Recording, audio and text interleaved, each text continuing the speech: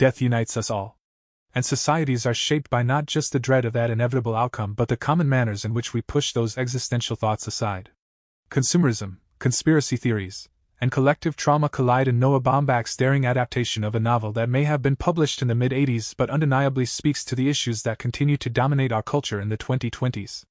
A story of a family unmoored from their already fragile existence by an airborne toxic event has relevance to the COVID era that author Don DeLillo couldn't have imagined specifically. Yet, the source material here is designed to speak to a larger sense of trauma and fear, elements that will never go away as long as that pesky Grim Reaper remains in our lives. Baumbach's adaptation of White Noise unpacks these complex themes with a playful spirit for about 90 minutes before the writer-director arguably loses his grip on the more serious material in the final act.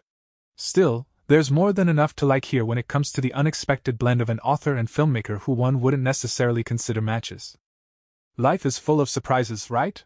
White Noise opens with a professor named Murray Siskind speaking of the comfort of car crashes on film. Like every choice in the script, it's not an accident. Siskind speaks of the simplicity of the car crash, noting how it cuts through character and plotting to something that's easily understood and relatable. It foreshadows the midsection of a film that will play essentially like a disaster movie, asking viewers to imagine what they would do if stuck in the same situation. And it's a setup for another fascinating aspect of White Noise, a commentary on crowd catharsis. We are at peace when we see others doing the same thing we are doing, whether it's watching a car crash in a movie, attending an Elvis concert, or buying things we don't need at an NP grocery store. Someone who keenly understands groupthink is Professor Jack Gladney, one of the world experts on Hitler studies, even though he's embarrassed that he doesn't speak German.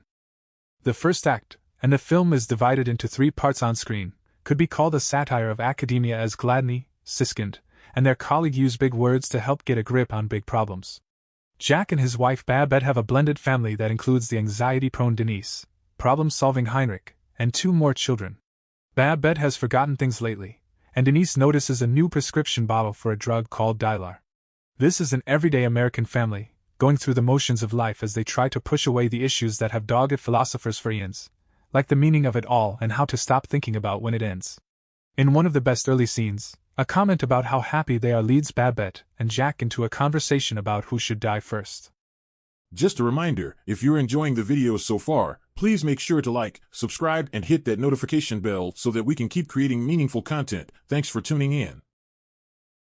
While death is a concern in the first act of White Noise, it becomes more tactile in the second act titled The Airborne Toxic Event.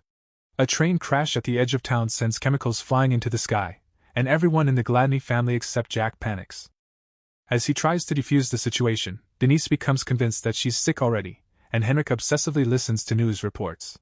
Before long, they're on the road in a mass evacuation, and one of Baumbach's most impressive technical achievements unfolds, capturing a family on the run from the unknown. Without spoiling the final act completely, it recenters the Gladneys back at home, but with death a much more present reality in Jack's mind. Unfortunately, as the intensity rises, White Noise loses some of its impact, especially in a few talky scenes near the end that betray the tone of the first half. Yes, the film always deals with serious subjects, but it gets rocky when they take center stage, and the tone struggles to merge satire and marital drama.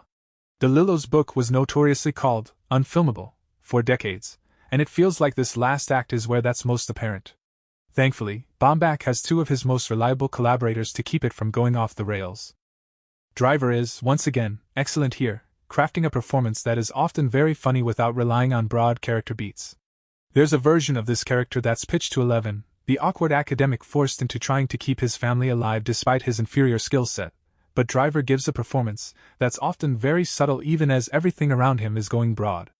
Gerwig is a little oddly mannered early in the film, but that makes sense for a character who becomes somewhat unmoored before the air around her becomes toxic. To unpack this epic of existential dread, Baumbach has assembled a team that deserves mention. Cinematographer L.O.L. Crawley finds the right balance between realism and parody in his camera work, giving much of the film an exaggerated look amplified by Jess Gonker's ace production design. The NP here, with its bright colors and shelves of identical items, is not quite reality, but it's close enough to make its point, and the chaotic sequences of panic in the midsection have the energy of a CGI blockbuster. Finally, Danny Elfman's score is one of the best of the year, connecting the 3 tonally different sections. What does it all mean? Why do we take pills, buy junk, and watch car crashes to escape our fears? The phenomenal NP dance sequence that ends White Noise lands a key theme in a fascinating way. We may all just be buying colorful stuff we don't need to distract ourselves from reality. But let's at least try to have fun while we're doing it.